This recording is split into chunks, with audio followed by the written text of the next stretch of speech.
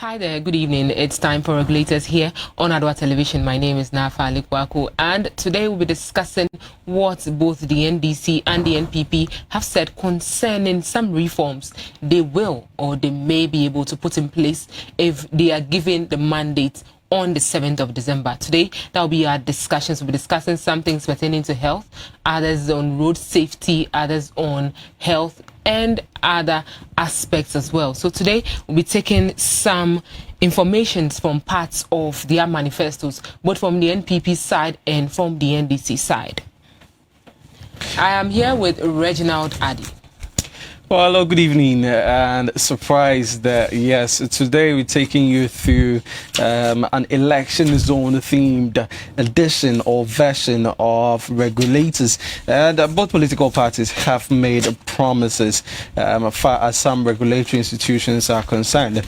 So today we're taking you through what they have promised, and they have promised in these regulatory institutions. Now, if you would agree with me, strong institutions are basically what we need as a country, as well as strong individuals that man these institutions. So we'll look at what the NDC promises to do for some of these institutions. We'll look into some aspects of health. We'll look into some aspects of security as well, which is a basic matter of concern, health and security, as well as, if possible, and time being, transportation and health I indicated earlier. Well, so this is Regulators, and we're proudly going to be your host for tonight. I'll take you through this trail, so don't go anywhere.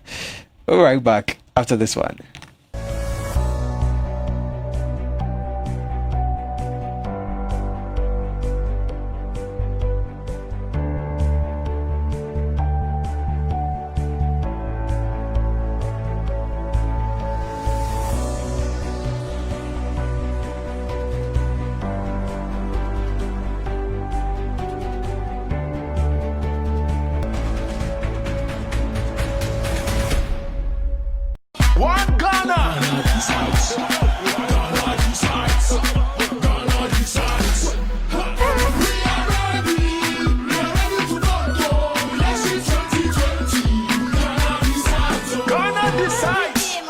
The Electoral Commission of Ghana is constitutionally mandated to conduct presidential and parliamentary elections on Monday, 7 December 2020. Voting will start at 7 a.m. prompt and end at 5 p.m. Please report at the polling station as early as you can to cast your vote. Bring along your voter ID card so you can easily be identified. Wear a nose mask and adhere to all COVID-19 protocols. A name reference list officer will check your particulars in the name reference list. A verification officer will verify your identity as a registered voter with a verification device. You will be issued with a presidential ballot paper. Please check to see if it has no marks on it. Also ensure it has a validation stamp at the back. Make your way to the voting booth. Thumbprint correctly your choice of presidential candidate and cast your vote. Proceed to the next polling assistant for a parliamentary ballot paper. Make your way to the voting booth, thumbprint correctly your choice of MP and cast your ballot. Please leave the polling station after casting your ballot. You may return at the close of polls for counting of the ballots. Be a good citizen. Exercise your right to vote. Your vote is your power. Elections 2020. Your safety is our concern. Elections 2020. Your vote is your power.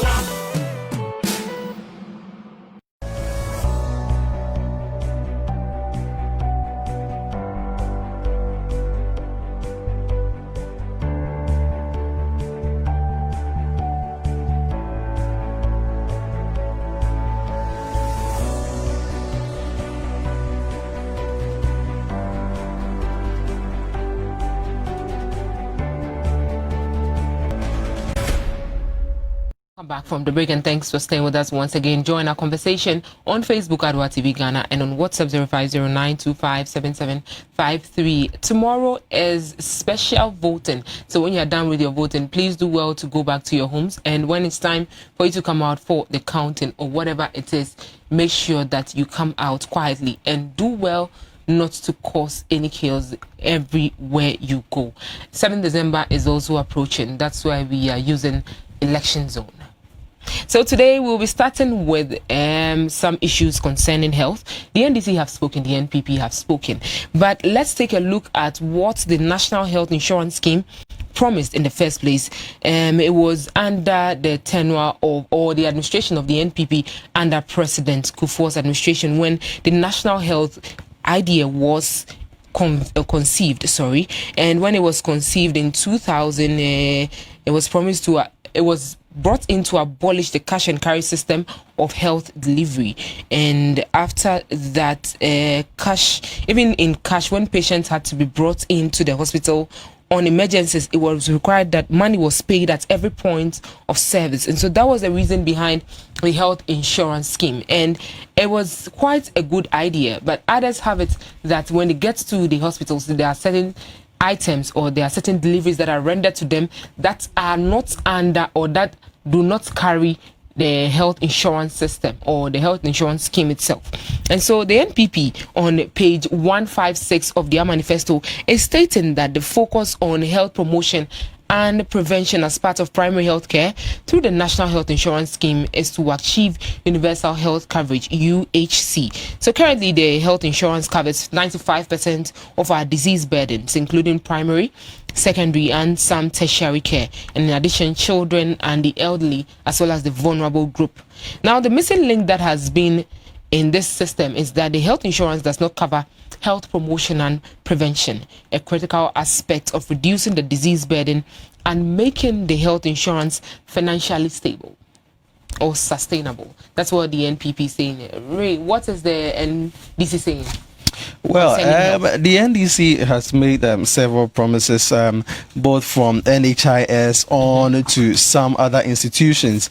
But based on what you just mentioned, what the NPP is saying, obviously the NHIA, the NHIA, which provides the NHIS, has suffered a lot in terms of indebtedness, in terms of services rendered, in terms of, the quality and the scope. Are not able to get their premiums. Exactly, and the entire scope of the NHIS itself. And so the NDC says one thing about NHIS, which is quite interesting. They say that they will extend the service, to cover people from the ages of 65 years and above. Okay. And so this means that, like I said, the scope of the NHIS has suffered a little bit, considering the number or the kind of people that it covers. And in some aspects of scope as well, you'd realize that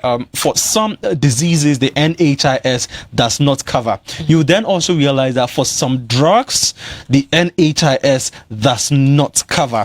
And what the NDC says about health is a lot, specifically based on NHIS. What the indicator is 65 years, to be covered, as well as some specific diseases that they intend to, bring into the coverage of the NHIS. And I think that on both sides, ever since its implementation from John Agyekum Kufuor's time, the NDC also assumed power under President Mills, and then subsequently under John Dramani Mahama. They also did their bit, but realized that within that scope of time, the NHIS all of a sudden became so indebted, and the debts were swelling, and they kept on swelling. Pharmacists were taking their monies, health centers were also demanding for their payments and all that. And I keep asking myself, when you go in to renew your health insurance, you pay some amount of money depending on your age. So from 0 to I think 18 years have an amount they pay. From 18 years upwards also have the amounts they pay. But yet we keep taking these monies. We keep collecting these monies. Where do they go into, or which channel do they go into that results in the management or whoever manages it is not doing a proper thing in managing the affairs of whatever income that comes in. And let's not forget that we have other stages or other levies that are taken from us as individuals, and it is channeled into the health insurance scheme or the health insurance authority. And so why do we keep encountering these problems? Well, so I think that it is as a result of a collaboration between the fund managers of the National Health Service, the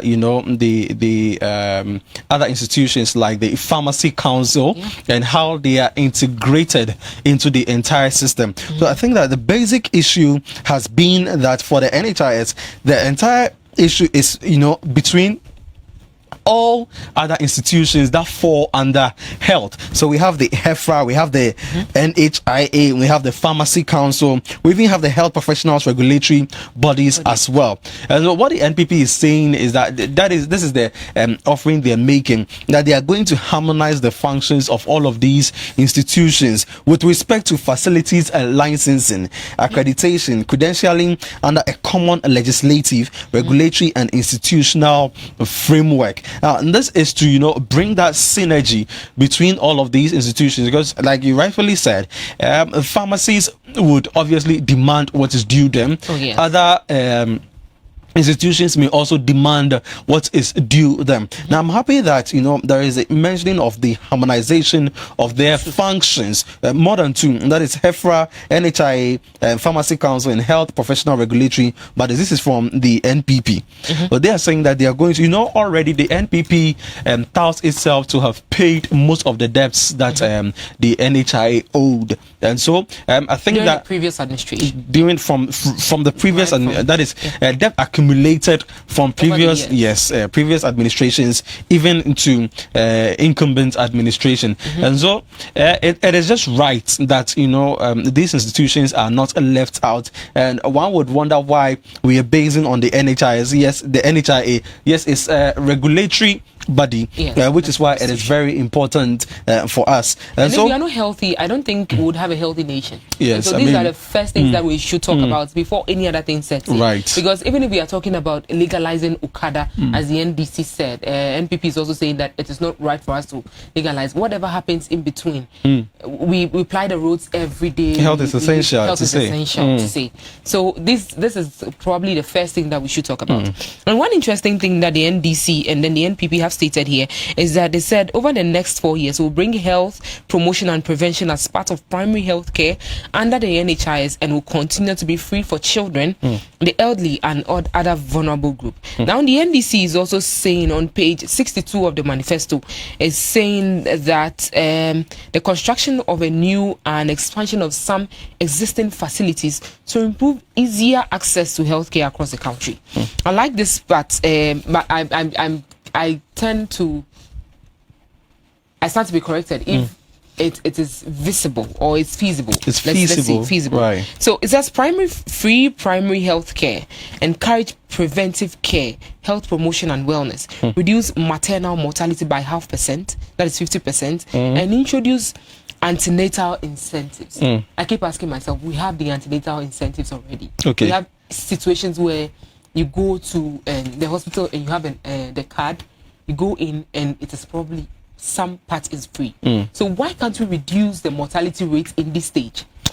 Well, why can't mortality rate be reduced? That's a deep question, because I remember we having a conversation about mortality rates in the country early on in the office, and to my surprise, with all the health infrastructural developments that the former administration boasts of backing on, the expansion of the Ridge Hospital, the construction of the University of Ghana Health Center, amongst other things, it seems that the issue of maternal mortality seems to be on the rise. And what is being done about these institutions? It's not just about the promises. Well, the question we should ask ourselves is, why have we gotten here as a country in the first place? As technology advances, as we build more hospitals, as we put them ultra modern hospitals and health facilities, as the LDC the NPP tells itself to have provided some medical facilities for these hospitals. How can 111? Another one. That is, I think it's 101. That used to be 88, but now it's 111. Is it 111? So, yes. Okay. So the 111 is the construction of 100 standard design, 100 bed hospital with accommodation for doctors, nurses in the district hospitals.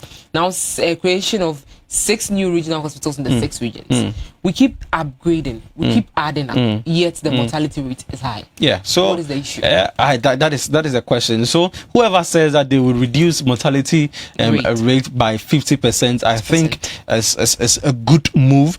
You see, it's not just about the rhetoric, it's not just about saying it.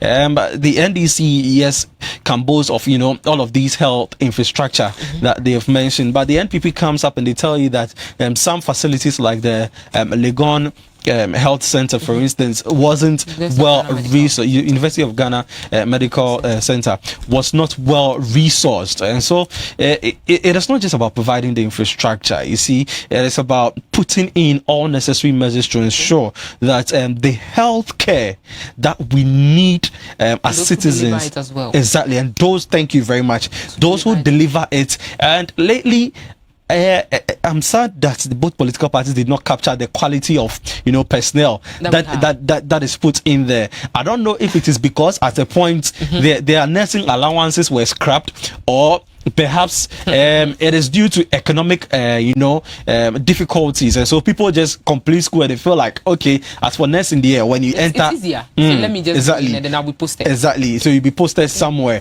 And lately, I mean, we've had some institutions where nurses, have misbehaved one way or the other. But hey, well, anyway, it's not about nurses today. I think that it is about the regulatory institutions, and I believe that we have a nurses and midwives or midwives association in the country. I think that should have been touched more on by the government, so that whatever their needs may be, or whatever their worries may be as an institution or as an association, these would also be met.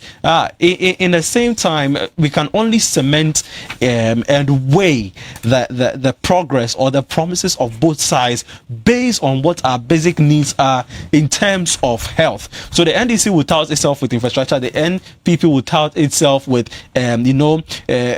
perhaps yes, because they have something else, so they are adding up to whatever they have started. Obviously, I mean, when you look at the NPP manifesto, there is not much in terms of what they promise, because they say they have done most of the thing. Exactly. And so this one would be more of a continuation or a continual process for them if they should come into power from 7th December or sworn in on 7th January. I think that the capacity or the weight of both promises can only be judged by we Ghanaians. Is it the NHIS that we are crying so much about? Is it the health infrastructure that we are not getting? Is it the access to these health facilities that we are not getting? The NPP has also done is they provided what do we call it, the vans for the 275 constituencies. But sometimes you see these ambulances. In ambulance, I said vans. Yes, ambulances. You see them in Accra. Oh, well. I mean, I've been with you together. We've gone to the National Ambulance Service. We've seen some of the vans there. Where even in town we saw two pass by us with another constituency's name on it, but it was in Accra. So I don't know if this is quite true, but according to the PRO, he was saying that some of the vans run in between the constituencies. Exactly. So when there's an issue here, a van from the next constituency may come in and then help out. I think it's a good idea, but let's look at what is happening at their premises as we speak. Most of the vans are sitting there, and I don't know. That is the old vans before so why these don't 275. Why don't we auction it out and then try to purchase new ones rather into the system for us to help? Because one, it is taking space. Two, the sun goes on it, the rain comes down on it, and then at the end of the day, it would rather diminish whatever we have, and then in some years to come, we would rather sell it out at a lesser price and with no value. And that brings us to accountability and transparency. Right. I think that our journeys towards this regulatory or this regulators program has opened our eyes to many things. So many things. I mean, these are things we observed at the National Ambulance Service. Although we're not allowed to take videos. Unfortunately, even the National Ambulance Service is not captured. I am hoping that the NPP, the current administration that provided over 200 75 ambulances for Ghana. Should look into that. Establish a more robust ambulance service. Equip them with the necessary technicians, because one of the reasons why we saw what we saw at the ambulance service was because obviously there were no technicians servicemen available. We only saw these ambulance should I say nurses or paramedics over there. With the military, with the fire service, with the Ghana police service. The police service has a band. The police service has mechanics. The police service has medical practitioners. Basically. The military service itself, or the armed forces, has all these things in place. What happens to the fire service and then the national ambulance service? The fire service, and I think they should really go hand in hand. I think these services should actually the NPP wishes to harmonize the activities of HEFRA. I think that it should bring all of these things. But usually wherever the police goes, especially depending on the situation, they sometimes go with an ambulance. I think that there should be a more formalized way of ensuring that exactly. So that means when mine is faulty, I can take it to your end to get it done. When yours is also faulty and I have the personnel, I can link it up. Right. So, probably that will work. Maybe that is what would work. I think that maybe let's cement the promises in health on this note, because what these two parties deliver tend to differ. Only that the NPP is saying that they are going to build 100 capacity beds across the country. So hopefully, if in 4 years we are able to see this, formerly it was 88. Then they realized that no, it is not realistic. So now agenda 111. Yes, nice. It wasn't realistic, and let's hope that in another 4 years, that is, if the NPP wins power, they would be able to provide these 100 beds. I personally am interested in these 100 bed health facilities, and it is coming with what do we call it? Doctors' flats, nurses' quarters, amongst other things. So interesting feats there. But most of our hospitals, they shouldn't forget to add equipment into. Equip the facility. That is what I was coming to. When we upgrade. When you get to Tamale, you've been to Tamale. There's a teaching hospital there. I see. When there's a critical issue, they will transfer the person or they will refer the person back to Accra. Why should it be so? When we have a teaching hospital there, why would we come all the way from the north down to Accra to the south? It doesn't really.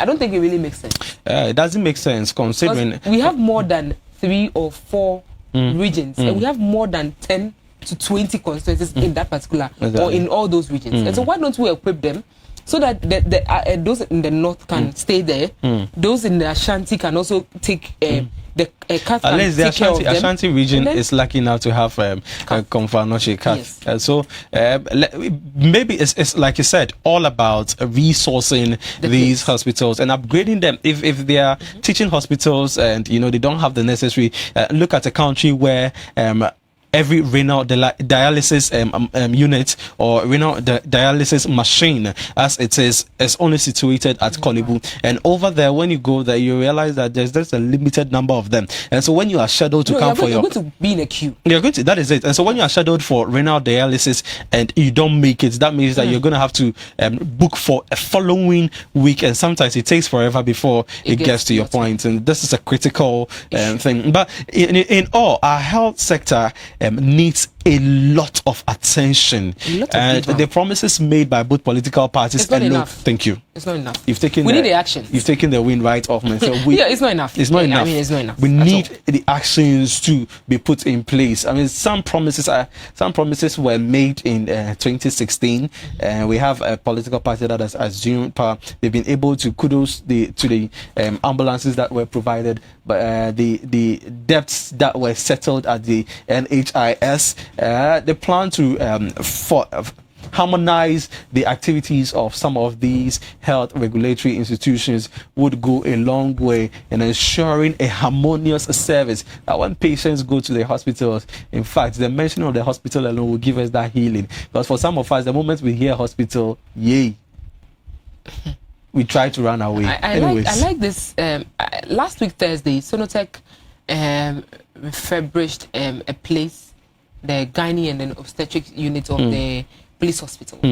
And it was surprising to note that the medical director of the place, DCOP Marianne Tete Koboy, she mentioned that, in fact, if you are in a hospital, it should be a place where you would have sound mind to heal properly. The environment I just love that statement that she made. That's the only thing I can pick out of the whole thing that I even attended. Because if the place is not conducive enough, you realize that you are there, but your being is just there, but your spirit and whatever that comes with it is totally of the place. Yeah. So sometimes it's difficult to get your healing in these hospitals. Just a miracle. Anyways, I think we should move away from health.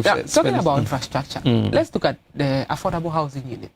How affordable is our housing unit? Well, so MPP says that the MPP segments this properly. You know, they say that they are going to build houses for people within the low income, the middle income level, and then the high earning level as well. But you see, I don't know what statistics that the MPP used in assessing this to be able to label that perhaps this one will go well for a low income earners. What is the criteria? Who is described as a low income earner? Is there a gauge? Is there a unit? Is there a measure?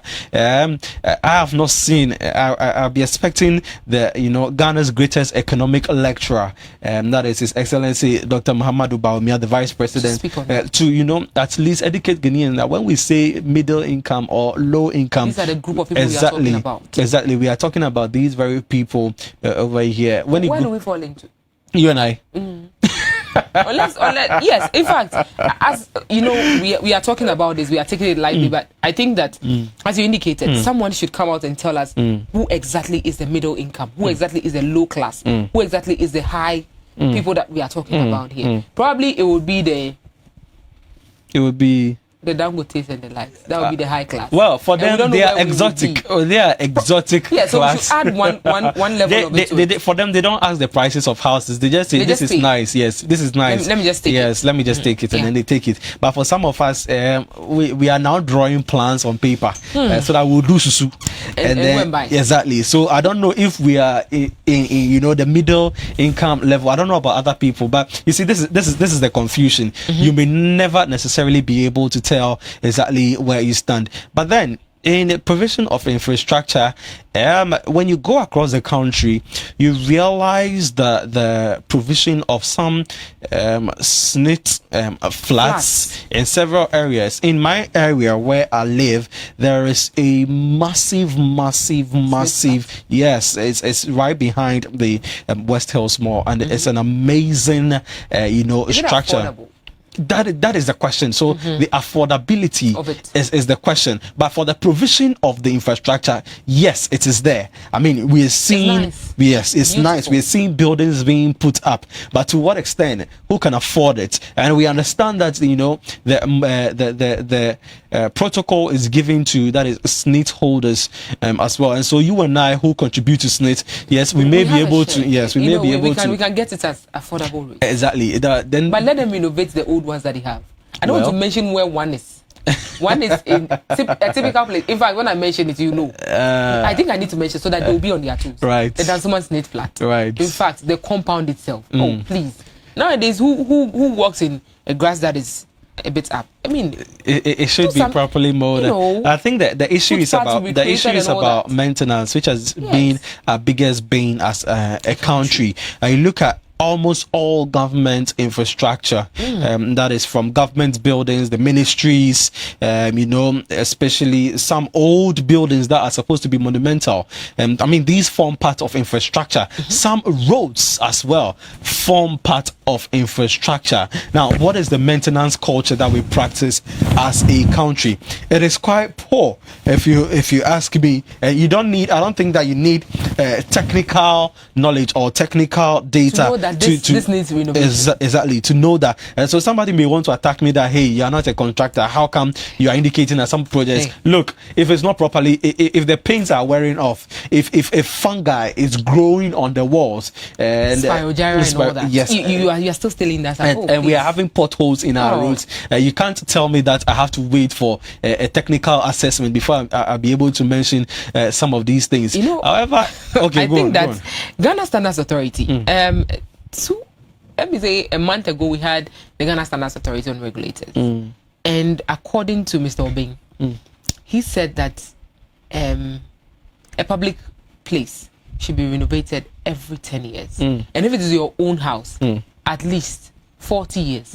If you are not able to pull everything down, make sure that you pull some parts down that are having the problems and then try to restructure it again. How many of these government buildings? In fact, you and I, we spent more than 20 or 25 years of our lives as grown-ups. I mean, which government structure have you seen that has been pulled down and been put up again after 10 years? Well, we've spent more than twice over these 10 years. We've not heard any of that. Some structures have been totally pulled down, but as to whether they've been elevated again to what it was, I started to think only that we are breaking some infrastructure to build another one infrastructure, but not the same thing. Not the same thing. Yeah, not the same purpose. Maybe it is as a result of the dynamics in living population, that as we grow, perhaps country planning may tell us more. Exactly. Maybe as we grow, there would be the need for more industrialization, or perhaps an area that used to be a farm would no longer fallow, and so perhaps we can use it for residential purposes, amongst other things. But then we should look at the dynamics of each particular area, so that the necessary infrastructure would be provided. For some areas, what they need, the infrastructure they need is road. For some areas, the infrastructure they need is some silos. For some areas, the infrastructure they need maybe dams. Amongst other, infrastructure is very, very broad. And when we get to other aspects like the security aspects as well, you realize that infrastructure was provided with the putting up of some barracks, amongst other things. So, well, for infrastructure, the NPP says that this year will be the year of roads. So we are hoping that indeed this year, which is almost ended, will have us. We have at least we have one year. Exactly 1 month. Today is the last Monday, and it is the last day. Yes. Today is the last Monday and the last day of November. Yes. But at least the NPP so far, at least what I've been able to see, I've seen one tier of road at the Obechebi Lamte interchange, and so recently they commissioned. Reginald, please don't speak on that, because I've been there twice. I mean, in the evening, so when you get there in the morning, you don't see the traffic. Okay. But I'm trying to think about what people go through in the because evenings. I've seen it. Well, I have applied the area. I think what the president said. It's not that bad, Mo. It's not that bad. Only for the debris. You see, when you're rolling around, I'm expecting that after the overhead construction, the ground levels or the first year, but it seems that they've relaxed. Oh, they are tired. They've done a good job. Good job. And so we were told that they were supposed to complete it in October. Yes. So it was 5 months earlier or something that they were able to put up. That is not October, somewhat next year March. Next year March, yes. So it's 5 months ahead of the time, completion date. Yes, but they're able to do something. I was expecting that, as the president said right after the commissioning, the work on the second phase will begin. Oh, I see. And today is how many days after it? Well, a week. We are still counting. I mean, I'll be there one evening to check the traffic situation. Someone sent me a video of it. I was sad because I was expecting, when I got to the place on the day of commission, I was expecting something that will get to probably first light. Okay. To ease the traffic. But so that those going to Katwa may use the one going straight to. And then again, if we are saying that this year is the year of roads for us, as the NPP has said, I think that what we are supposed to say right now is the issue of the Kanesh overhead.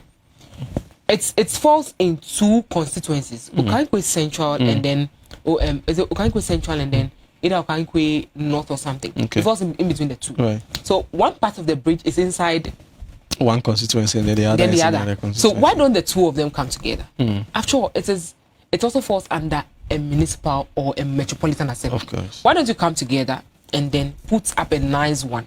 Because the first one that you see, when you work on it, how do you feel? When a car passes with some speed, It depends how do you feel? which one is the first one in this sense. Okay, so when you are coming from Graphic Road, Okay. the first one that you see. Okay, for me that is the most convenient. It's convenient. Yes, because Have you realized it's how wider. like, Yes. but It's the the most pressure is coming from the traders.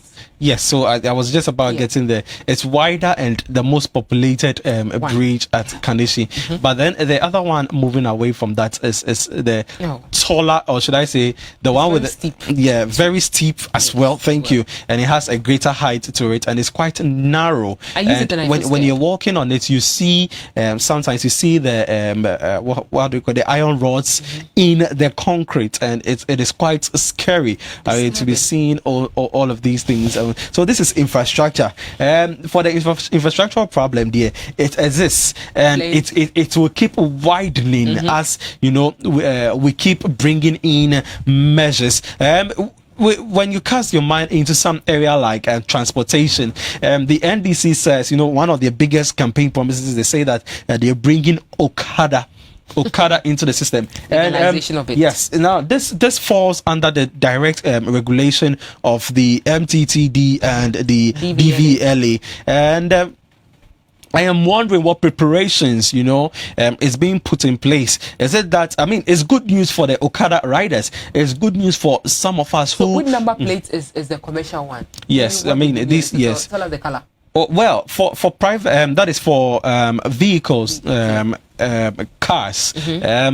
The private plates have the yellow background, whereas the private, that is the commercial, has the yellow, the private has the white background. And so these clearly indicate which one is a private and which one is a commercial car. Unfortunately for the motors, they both have the blue background, and so you are not able, but this goes a long way to tell you that the commercial use of motorcycles, be it the two or the bicycle type or the tricycle motor vehicles, are not intended for commercial use. Interestingly, last week you can use it for courier services. You can use them for courier, and this is not, I mean, not for the transportation of human beings probably, yes, but not against the transportation of goods and products. Interestingly, somewhere last week I was on my way to work and I saw Pragya. So Pragya has already started in Accra, and it was right there at Kanishi. Interesting. Tell us which one is the Pragya. Is it the keke that we know? Yes, I mean the keke, the yellow, one. Yeah, so that's a tricycle. Now, the concern is that, you know, it's a good move, all right. It's going to, you know, create employment for some people. Some people fear that it is not legal, and so they dare not venture. But once this is made legal, some people may realize the benefits in there. However, we seem to, and interestingly, just today, news coming out is that in retaliation to the Okada promise, which even the vice president indicated that to legalize Okada, they were going to buy cars for citizens to do their Uber service. Interestingly, they have brought out a four-tie, I don't know if it's a four-tie tricycle or a four-tie motor, or I should call it a car. We need to get a new name for it. So we have the Aboboya, we have the keke or the Pragya. So I mean, this one, the 4-cycle one, I don't know if you should add keke Pragya or something. Probably we should add it. Maybe we should go along that line. But the concern is, you know, like you indicated, I did my service with the DVLA, and over the station there at Wager, but there was not a time. I mean, on the average, the number of cars that were registered only for the private sector alone amounted to about 30. That was way back. I mean, some years back. And if this is the consistent progress that we're making in the registration of cars, let us also bear in mind that we do not put away the old ones. Now, are all of these cars competing for space on the same limited road networks that we have? Let's not even come to that. Let's come to the stations that we have. The stations have been structured in times that our parents or our grandparents we just had a few people living in the country. Now this is a situation where the population in the country has probably tripled or quadrupled or something. And we are still maintaining that small spaces at our lorry parks. Look at my station, for instance. You realize that some of the cars are tempted to park outside. That is where the Ministry of Health, behind their wall, they are tempted to park there. Others are tempted to ply the road without coming into the station. Yes. Just because there are not enough spaces for them to park. And so if we are talking about giving everyone access to drive, have we also thought about giving them spaces to park their cars? Now, let's not forget also that parking of your car on the road and leaving it there at night to go into your homes and go and sleep and come back for it in the morning is an offense. And so, have we been thought about this? If people are supposed to park their cars even in their homes, some of us are living in compound houses. How do we park these cars? Let's see how the how do they call it, the year of roads, and in the NDC also, you know, says that they are going to come and continue with some of the road projects that they started that were abandoned by the current administration. Let's see how that would inure to the benefits. What promise? I mean, how far would these promises help any of these political parties in attaining victory come December 7th? It's not just about the provision of infrastructure, but far as regulators is concerned, it should also be about the strengthening of the institutions, you know, to provide now this morning road safety, exactly. And so the MTTD is an institution, it's a regulatory body. They regulate and also ensure road safety in the country. The DVLA is also there to ensure that, you know, far as compliance is concerned, to ensure that the vehicles that man our roads are well enough or good enough to, exactly, drivers have their licenses and all that. About that. So I think that the strengthening of the institutions, and kudos to the current administration, you know, for the digitization of the system. But when you go to DVLA right now, at least now you are able to skip some of the guru boys, because at least you are able to apply online, and then you go through the process smoothly. Now the MTTD as well, I am looking forward to the strengthening of the MTTD to the extent that perhaps the act that established the MTTD would be revised to give the MTTD the mandate to be able to at least punish some road offenders. Today, the daily graphic, and as we discussed on the morning show, pedestrians were just, you know, the Medina overhead, which became a controversial issue. Are they even using it? They are not using. That is why it is news. They are crossing. I mean, the roads at their own peril, and an MTTD officer was captured right there. And this morning, I'm happy to have educated our viewers that it is the right of the MTTD officer to ensure the safety of the pedestrian on the road. However, that MTTD officer was just standing there and he didn't care about what was going on around him. So I think that the NCC needs to come into everybody's home. That's another institution that needs to be strengthened as well, far as regulators are concerned. You know, we keep learning on daily basis. Probably this person has forgotten that it was his duty to have done that. And so there is airtime on from media houses. If you come, you negotiate with them, you talk to them. These are things that we do or we need on daily basis. And so when you come to them or you come to us, you tell us what you need. We can as well do it for you, just as we are doing for elections. It's just a free advertisement that you just have to play for others to get to know what is really happening in the country. And so the National Road Safety Authority should also make it a point, not only giving us the figures of people who have died, the figures of people who are injured. Interesting one, it says, according to the National Road Safety Authority, over 2,000 lives are lost to road crashes each year, with some 13,000 injuries. These people who are injured, you know, I won't even talk about those who have passed on, but those who are injured, we see them in on the roads with wheelchairs. Now we have crutches to stand on. And this is not the advanced countries where you can get a plastic leg and be walking around with it. This is a country we are in where we cannot, even if we have it, most of us cannot afford it. And it will surprise you to know that the prosthetics, the how do you call it? Like you said, plastic legs, the plastic legs, and the limbs, artificial limbs that people do. How many of us can afford it? How many of us can afford to go through surgery because we have a spine problem? How many of us will be able to go through a surgery because we need some restructuring in our bones? You have instances where you go to, I don't know if you've been to the 37 military hospital before. If you go to the Ismond ward, that is the accident center, the ward itself. Reginald, when you get to the door of that particular ward, you will cry. What's happening there?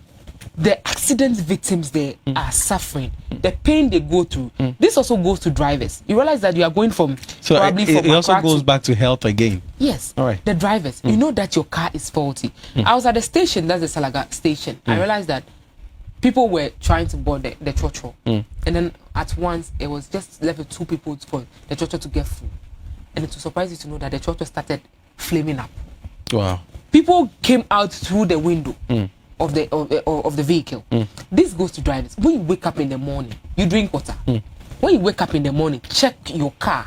Make sure that the oil is on top of its game. Make sure that there's water. Make sure that there's everything that you need to get in the car before you set out to even put your key in the ignition and then turn it on. But some of us will not do it. We just neglect it, pick the car because we want to go and pick passengers and drop them off.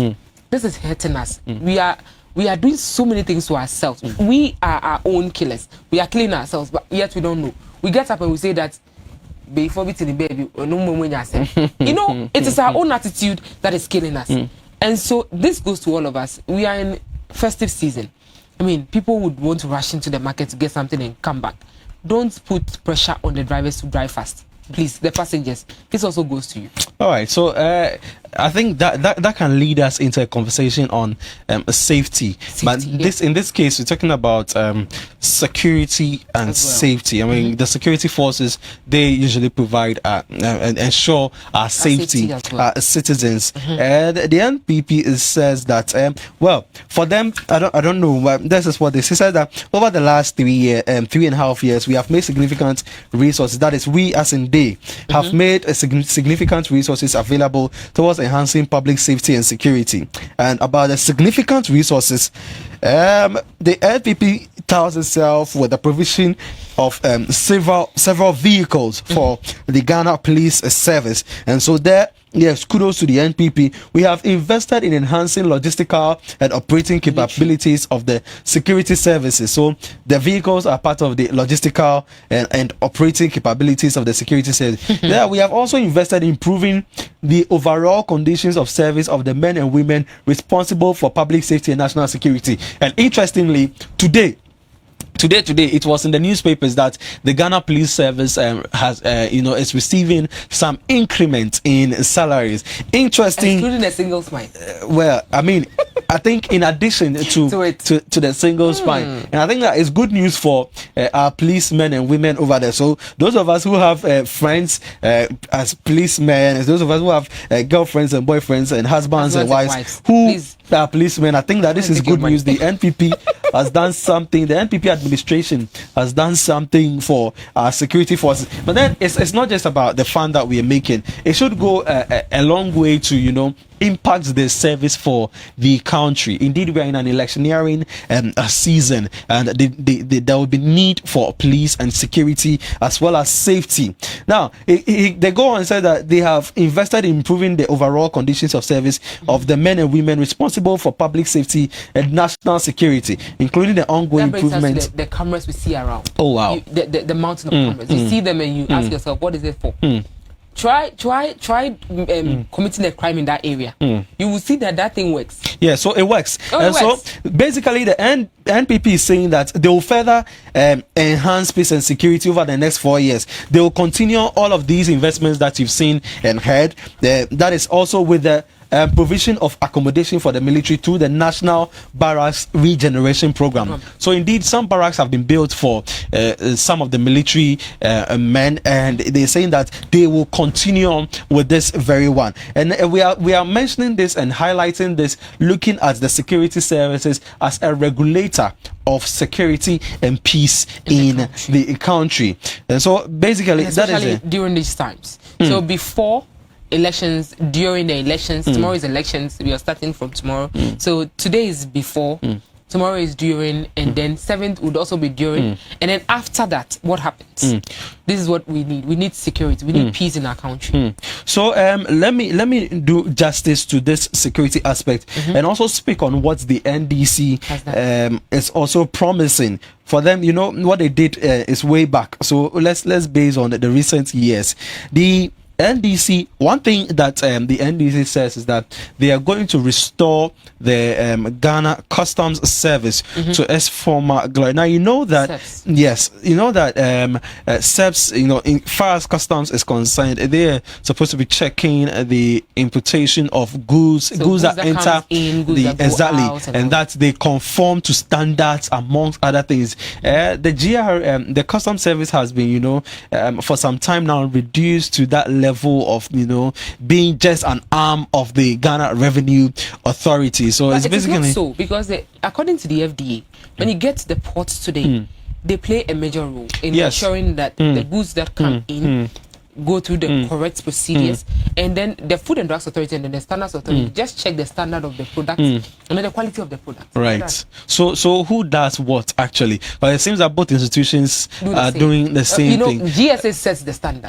FDA sees to it that the standards that you have set is adhered to. Is adhered. And what does the custom so the quality is what they are looking so at. So the custom is there to check that you abide by the there are papers that standards, you've procedures paid your amongst. Duty, you've done this, you've done that. All right. So that is what the NDC says it is going to do. It says that it is going to restock on bring the Ghana Customs back to its former glory. And I think that it is good news for those who. And I think that that was the need. I mean, the reason why, you know, as it is for our journalistic works, we've come to an indication, realization that it is difficult to get into these institutions, obviously, because there is no space. But once there is that, reinforcement into the security system, I think that it would go a long way to help Ghanaians in terms of in terms of employment. So this is it. This has been Regulators, and I hope that you've enjoyed it and you've had a little education on what we are supposed to do. We are each other's keeper, and so let us do well to abide by any regulation that we are being asked to abide by. And in these times, if you are going out to buy food stuff, especially, what we eat is what we bring out. And so if you get the food stuff, please make sure you check the expiry date. That's the best before date, the manufacturer's date, and if the writings are in any other dialect apart from the original dialect that we know, that is English, please do what to alert someone from the FDA. You can go on to any of the sites and then get it done. Please tell someone, report even to the police. They can do something about it, because if you're not able to read what is there, we don't know what you are eating into your system. Right. All right, so the promises have been made. We've taken you through some of them. The NDC and the NPP, obviously the leading political parties in the country. What they have promised is what they have promised. What you believe in is what you believe in. I think that as human beings, we should vote for a party that would strengthen us as citizens and strengthen our institutions as well, so that we can benefit from the taxes that we pay. These institutions should serve us. My name is Reginald Addy, and this has been Regulators. We'll see you next week. Yeah. All right. Have a lovely evening.